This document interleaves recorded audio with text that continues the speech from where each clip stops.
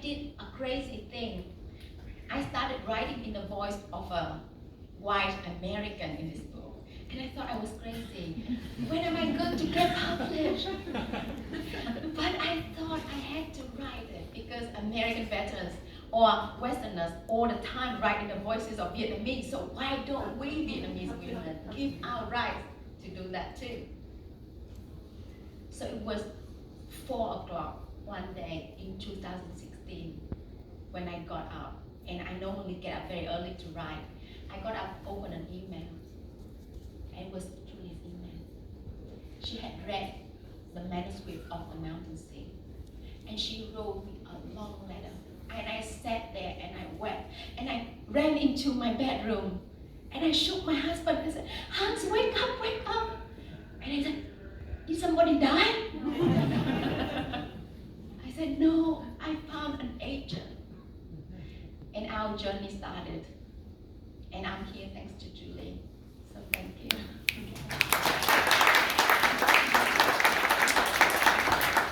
I want to thank Powell's Books for opening your door and your heart to welcome me here.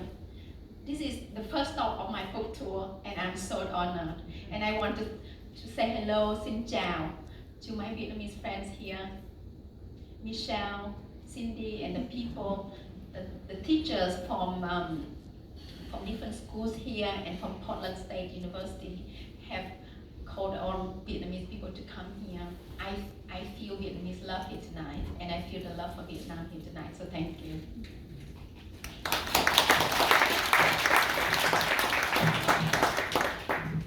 Yes, well, picking up where Quế Mai left off, I thought it would be kind of fun just to read the first letters that we wrote to each other, because it was such a special moment, and looking back on it now, it's hot, you know, it's just amazing to think about how far we've come.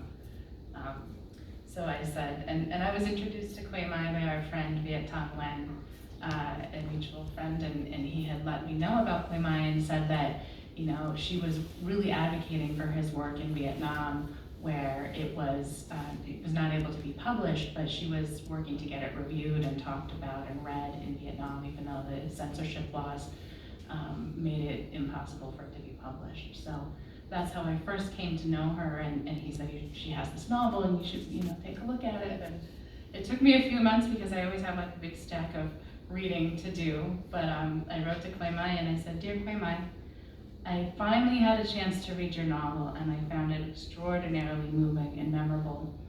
It's an epic story that covers so much of Vietnamese history, and it does so with such a powerful voice and in utterly engaging, unforgettable characters.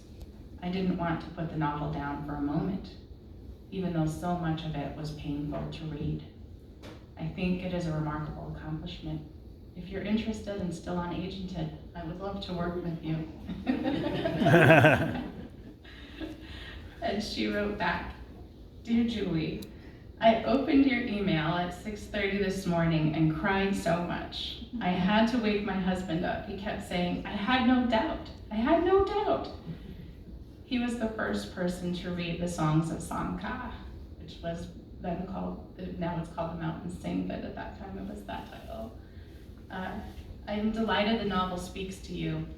Inside the pages are stories from my grandpa, who was beaten to death in the land reform, of my grandma, who died in the Great Hunger, of my cousin, who walked through the jungle during the war, of my neighbors who fought for the Southern Army and spent years in the re-education camps, and of the many people whom I interviewed.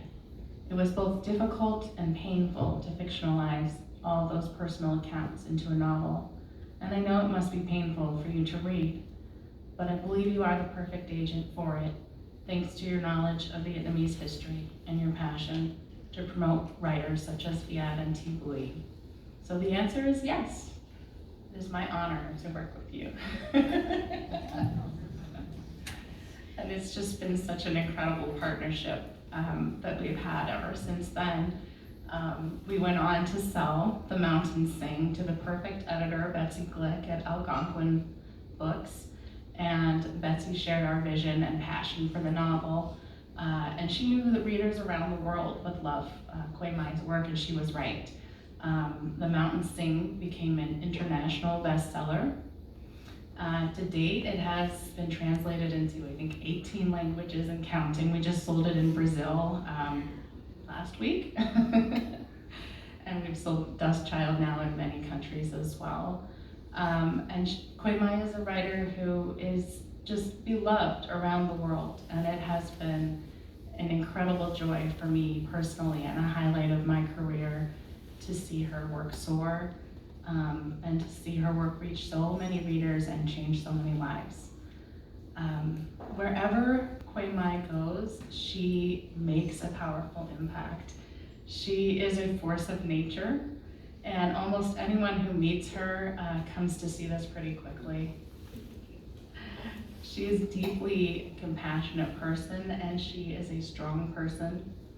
And it is her force, the force of her compassion and her desire to see a world that is kinder, more just, more empathetic, more united in lifting up those who are suffering and who have the least, that motivates her.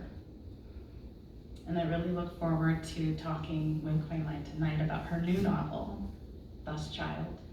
Like The Mountains Sing, Dust Child is a novel that is deeply personal to Quế Mai, and one for which she has done an incredible amount of research. And at its heart, Dust Child is a richly poetic and suspenseful saga about two Vietnamese sisters, an American veteran, and an Amerasian man whose lives intersect in surprising ways, and it is set during and after the Vietnam War. So Quế Mai, I'm looking forward to talking about the book, but I was wondering if you could start us off by telling us a little bit about the poem that we heard in the beginning of this presentation. Thank you so much.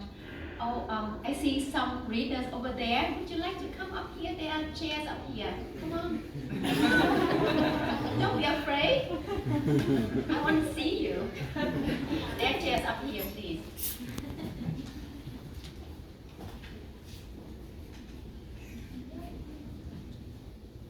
Thank you so much.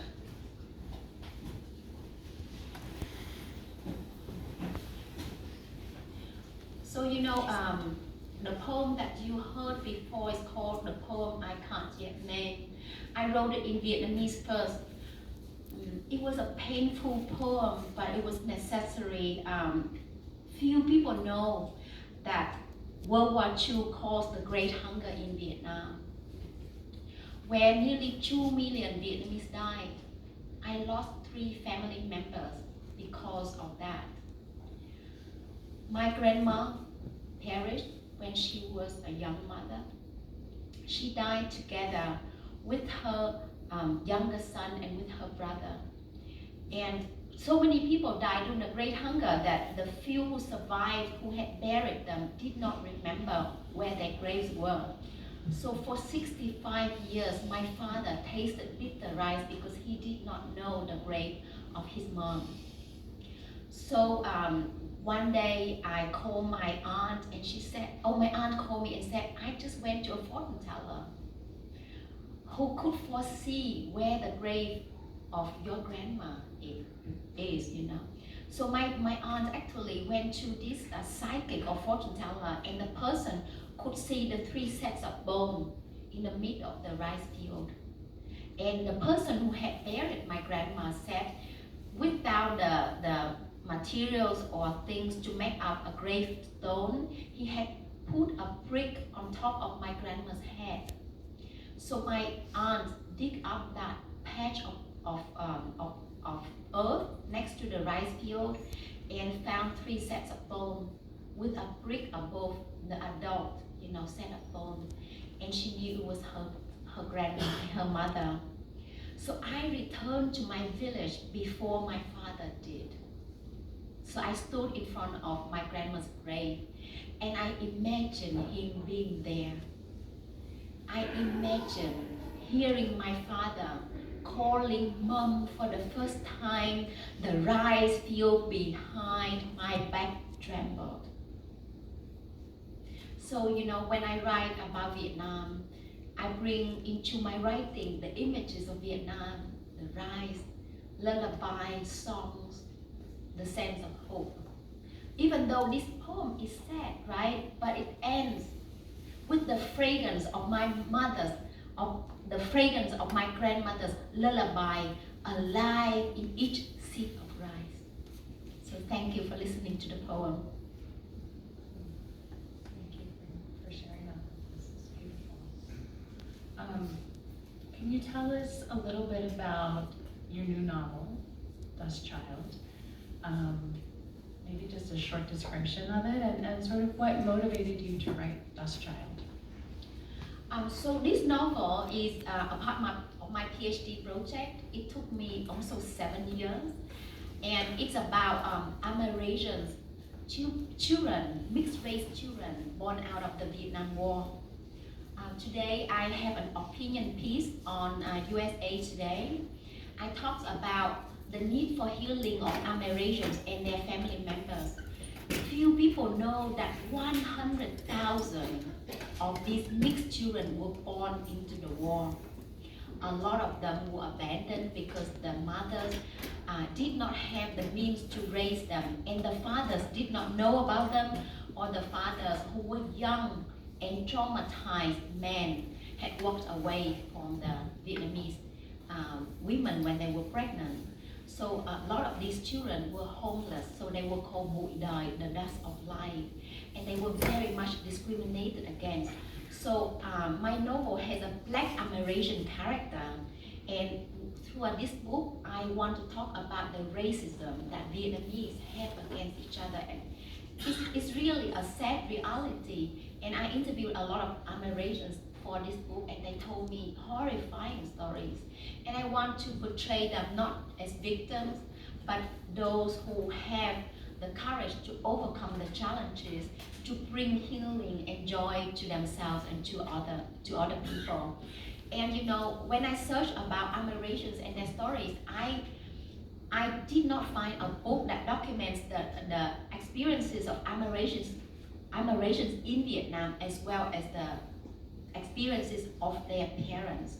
So I wanted to talk about the reasons why the parents had rejected those kids or couldn't raise them. Because as a writer, I want to bring different perspectives into a story. I want to present, multiple perspectives of history. So I interviewed a lot of veterans. Actually, I have been helping American veterans who returned to Vietnam to look for their kids. So I have helped quite a few of them find the girlfriends they had walked away from, after more than 50 years and 60 years.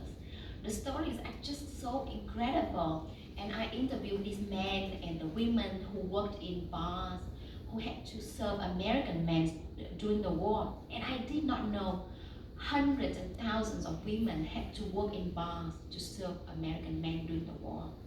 And many of them had come from the countryside. They had no means of survival otherwise. They had to survive the war and provide for their family. And their stories are very much, are not often known. If they are represented in Hollywood movies or Western literature, they are often seen as victims who need to be rescued by the white man. And I'm here to say they are the people who suffer from trauma, who have agency, who have the power to change their destinies. So my character, Trang, in this book is a bar girl and a sex worker, but she is a poet. She remembers Chuyện Kiều, the Tale of Kiều, an epic poetry book with more than 3,200 verses. She learns by heart and she can recite it from memory. So I want to present Vietnam beyond the war in this book. Vietnam as a country with more than 4,000 years of history, with rich literary traditions. So you will read a lot of poetry, taste a lot of delicious food in this book as well. That's true. And you wrote from multiple perspectives, and that was one thing that we talked about early on when we were editing Dust Child. Just whether it was really important to you, to keep multiple perspectives. So there's, Dan, who's a helicopter pilot and a veteran who's coming back to Vietnam. And there's Chan and Queen, her sister, who are the Parvar girls, and their section is mostly set in the 1960s. Dan's section is set in present time where he's coming back, and then also we get him in the past. And then there's Bong as well, who's an Amerasian young man who's grown up on the streets and as an orphan, and is looking to come to the United States. But why write from all those perspectives? You know, I grew up in North Vietnam. I was born in North Vietnam and grew up in South Vietnam. So when I moved to South Vietnam, I felt like a refugee because Vietnam had been divided into North and South. So the Southerners did not want to see Northerners who came and took away their jobs and job opportunities. So they considered us invaders, so I was bullied. But then books opened my mind, and I started making friends with Southerners. I started listening to their stories, and from then on, I felt it was important to listen and learn the stories of people. Listen to stories from the other side. So when I started to listen to the stories of those who had bullied me, I understood that they and their families had suffered a lot. They had lost a lot. They had lost so much after the war. They had family members who were put into re-education camps, family members who died at sea, getting on boats to try to cross the ocean to get to countries like America. So then I learned the importance of listening to stories from different perspectives. It was so important for me to write this book because growing up in Vietnam, I was told American soldiers were the enemy. I was told the women who worked in bars and brothels were traitors. I was told that mixed race children did not belong. So it was important for me to humanize them, to show their full human capacity, their capacity for joy, their courage, their hope for peace, and hope for a normal life. And I think I learned so much through writing this book because I spent the first 18 years of my life in Vietnam. I was educated in Vietnam. I was brainwashed with propaganda. So to be able to write in the perspectives of these people, I had to learn so much. And their stories really moved me. And I think a part of the research is not just finding out the stories, but finding out the emotions that move you to tears. You know, the best material for writing a story are not just statistics, they are human stories. Without traveling with American veterans to the former battlefields, I wouldn't have been able to write this book. For years, I worked as a volunteer and I took Vietnam veterans to former battlefields and I translated for them. And my heart was broken because I had seen them as the enemy. But when I saw them as old men, as men in the 70s, late 60s, with white hair standing there crying, I was heartbroken because I imagined my uncles. I had two uncles who fought in the war, opposite sides of each other. They both died. One died in combat. One died because of Agent Orange. I think he had cancer. Before I became a writer. And I was always curious to know about their stories. And in the stories of the veterans who returned, I get to know my uncles because I could see my uncles' humanity in them. Yeah, I think in a lot of ways you're writing as a way to connect with people that you lost, which I think makes it so powerful. I think that must be part of your urge to write fiction, right? Is creating those characters that you mourn. I was going to ask one more question, and I want to leave time for audience questions, but Quế Mai has done quite a lot of writing about decolonizing literature, and I know that's important to her. And I think she, as far as we know, is one of the first Vietnamese writers to write fiction in English for a wide American audience. And I think that's a really significant place in the canon, and I'm just wondering if you could tell us a little bit more about what decolonizing literature means to you and why it's important. You know, so for many years when I read English literature about Vietnam, I was so frustrated because so few stories come out of Vietnam by Vietnamese people. Normally, our space to tell our own stories have been taken away by Hollywood movies who depict us as victims, as those who need to be rescued, as those who deserve to be killed and then rescued again. So I wanted to write, about the people whom I know of who I grew up knowing. I wanted to present Vietnam beyond the war. I wanted to present Vietnamese people as those who have, multiple perspectives to share and who have our own agency. And I wanted to reclaim, the loss of the Vietnamese language. So if you see my name, it's written in full diacritics, Nguyễn Phan Quế Mai, and it's so difficult to remember, right? So when I published The Mountain Sing, I had to make this difficult choice to make my name easy to remember for readers and sell more books, or keep my name in the Vietnamese way and sell less. And I told Julie and my editor, I would rather show respect to my culture than sell more books. Yes. Thank you. By reading my book, you help to decolonize literature about Vietnam. Because, for example, my name Quế, can you all say Quế? Quế. Quế means cinnamon.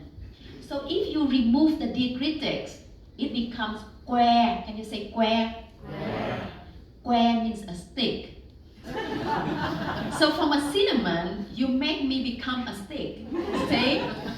So that's why diacritics are so important. So in The Mountain Sing, I have more than 20 characters. They all have these diacritical marks in their name. This is so important, and it's challenging to readers, but those readers who are compassionate enough to spend time reading the book will open their hearts and minds to Vietnamese literature and appreciate the complexity and the colors of our language.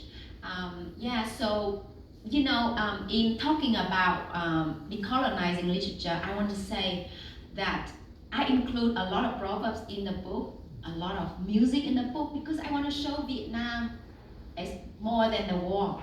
And I'm a Eurasian character, even though he was homeless for many years, he was called the dust of life. Actually, his name, Nguyễn Tấn Phong, means strength from thousands, gusts of wind. And he is not a victim, he's a musician, he's a carpenter, he's a loving father and husband. And he plays a traditional Vietnamese instrument, and you heard the music from the video before, played by my friend Jason, who lives in California, who put this video together for me, and it was read by Queen Ngô, who's the audiobook narrator of The Mountain Sing. So if you listen to audiobook of both Dust Child and The Mountain Sing, you hear her narration. Because I talk about Vietnamese music, and because you are some of the first readers of my novel, may I give you with a song that I composed for this event? Yes. So I grew up in Bạc Liêu, the nest of vọng cổ music. Vọng cổ is Vietnamese traditional opera. So it's very much close to real life, the vọng cổ or cải lương songs. Like people can make up the songs themselves. So I made up a song for tonight. Bạn đồng ơi, hôm nay các bạn đã về đây đoàn tụ. Nhìn những gương mặt thân quen như tôi như thấy mình mắc nợ ân tình. Từ thuở còn thơ tôi đã tự nhủ mình rằng một ngày tôi sẽ viết những câu chuyện về quê hương xứ sở. Trong đó có những người như bạn như tôi, họ cũng thênh thang thấm thầm những nụ cười, rồi rơi nước mắt trước tận cùng đau khổ. Bạn đọc ơi, suốt đời tôi mắc nợ những ân tình tôi mãi mãi khắc ghi.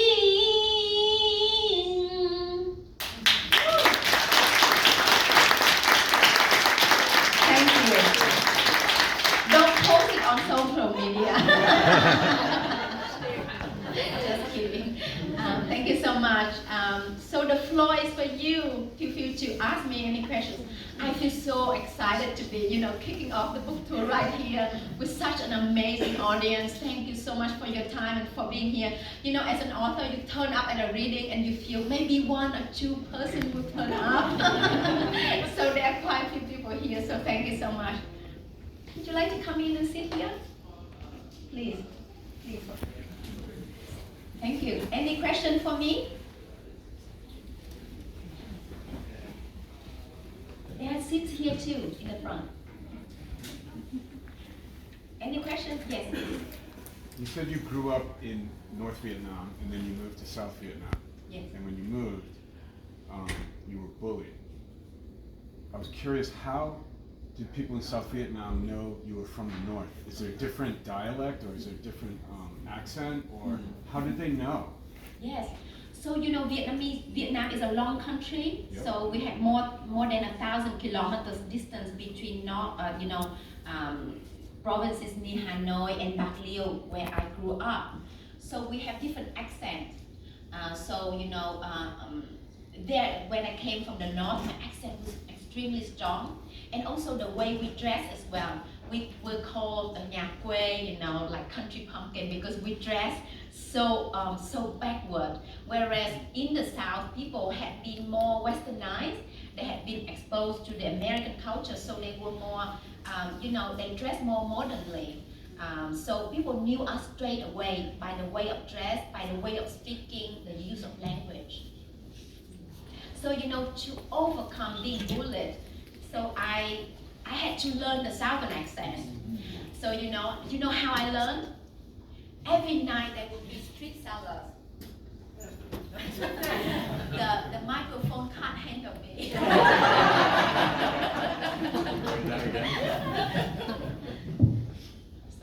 Yeah. So every night there would be street sellers, passing by my house. The person would say, ai mua khoai mì không? Who would like to buy cassava? Ai mua ổi không? Who would like to buy guavas? So I would imitate them to be able to learn the Southern accent. I remember I went to university in the 12th grade. I went to Saigon to study, to prepare for university. And one roommate, she talked with me and she said, "Oh, I really don't like Northerners," because by that time I had developed and perfected my Southern accent, and I did not dare to tell her that I was from the North. But then I got a scholarship to Australia, and she saw me off to the train station, and my father came. And then my father talked to her, and she was so shocked because she knew I was from the North, because my father's accent was really, really strong. But so later she called me and she said, "Oh, I'm sorry, I told you so many bad things about Northerners." I said, "It's okay, you are my best friend," and we are still best friends. Did you read the poem in the video? Did you read that with a northern accent or with a Actually, I read it with a southern accent. You know why? Because I wanted to show this video to Vietnamese community who live in the US, and most of them are from the South. So presenting with a southern accent could enable me to approach them better. But I think a lot of them have told me, even though, because normally it's hard for Southern Vietnamese to read stories by Northerners. And this book, The Mountain Sing, is actually about a Northern family. I have Michelle tonight. Michelle, would you come up here? Yay. Michelle is the person who brought me to Portland. Otherwise, I wouldn't have started my book tour in Portland, of all places. So Michelle, tell others how you got to know me. So my dad was in the Army, and my grandmother too, from the South. And I grew up learning that anybody from the North is the enemy. It doesn't matter who they are. And you internalize this racism for a group of people that I've never met. And I grew up in the US, so I moved to the States when I was 7. And when you go to school, what you learn about Vietnam and your own history is very whitewashed. And it's, like a paragraph in the textbook. So I never learned about my history. And then her book came out, and I read it. And I think it's for the first time in my life that I learned about my history through a lens that I can identify with. It's like your aunties telling you your family history that you have never learned before. At the age of 38, and 2 young kids. And that's, when I started to want to learn my history so that I can tell my kids and teach them how to be proud of who they are. And so when I read this book, I had to reach out to her. I'm also a teacher. So I said, you have to come to my school and talk to my students. Because we have so many Asian students who do not feel that they are visible in the education at the school. And just having her there will empower them to speak up, to find their voice, and to demand that they see themselves in their education the way that I never had the opportunity to. So she came.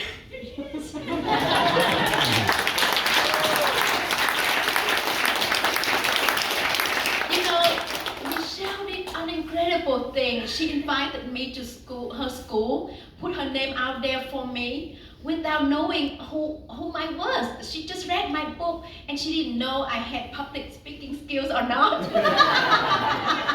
So she arranged a series of events for me, including being a keynote speaker to hundreds of students, not knowing whether I was able to speak.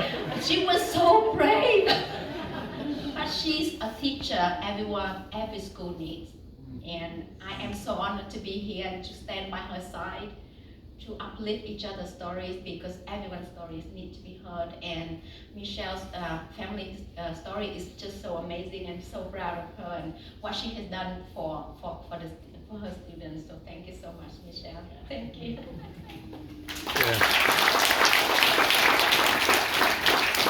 So Michelle just moved to another school. She worked at Caitlin's school. So I visited Caitlin's school November 2021, and now I'm back talking with her next school, which is the Riverdale High School. So I think wherever she works next, she'll bring me. So. Thank Thank you. Yes. Chào bà Mai khỏe không?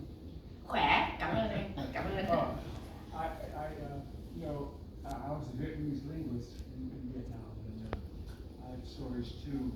But I wonder where you got your sense of just peace. I fell in love with your first book, Chin Chan, Kum Du Nua. I mean, I see this craziness around the world. I'm trying to figure out where you got that from, and I guess how did North Vietnamese get come? You know, I didn't know any Russian Air Force was being posed on the ground. Do they have viewpoints written in their own words in North Vietnamese about what they did in the Vietnam War? So you know, the type of history that we are taught in Vietnam is very different. That's why my book is not yet published in Vietnam. Don't put that on social media. Because there's strong censorship in Vietnam. And you know, I have a line in this book. Those who are in power want to rewrite history. And it happens everywhere, right? In the US as well.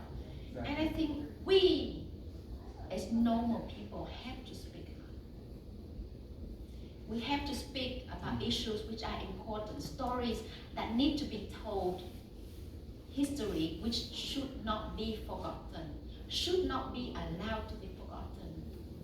The history of Americans and their children should not be forgotten. They are the victims of the war. They should be remembered because their legacy is still, you know, out there. When I speak today, there's still tens of thousands of Americans still searching for their family members. Recently, I helped to translate for the reunion of an American in Vietnam and her father. So the father went back to the US and tried to forget about the war, and one day his niece did a DNA test. And like, oh, how come I have a family member in Vietnam? And then everyone said, your uncle went to Vietnam, he must have had a child. But this man said, no. He was actually married. So of course he denied it. But his daughter went for a DNA test and confirmed sibling relation. So after much thinking, he did the DNA test and 100% confirmation.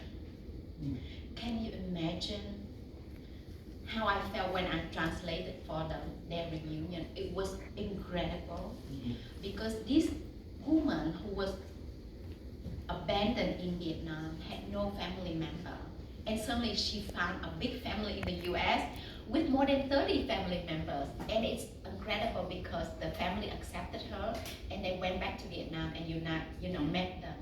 So I translated for them when I was actually having my book events in Europe. I was like on the phone at 4 a.m. translating for them, but I wanted to be there for them because this type of translating job, I do it as a volunteer because I feel it's very necessary. But it's difficult because like when you work with people who are traumatized, you need to know the histories. You need to be sensitive, to their trauma, to their experiences, so that you can advise, you can help them with the right translation and help them overcome cultural differences. Yeah, so this book has a lot of real life experiences in it. Thank you.